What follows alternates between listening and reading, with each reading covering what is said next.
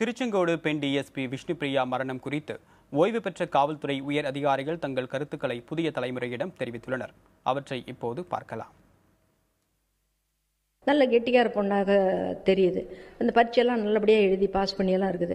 அவ்வளோ விவரம் தெரிஞ்ச ஒரு பொண்ணு அங்கேயே பக்கத்துலேயே தான் இருக்கிறாங்க ஒரு டிஐஜி. அதுவும் அவங்களும் பெண்ணாகவே இருக்கிறாங்க.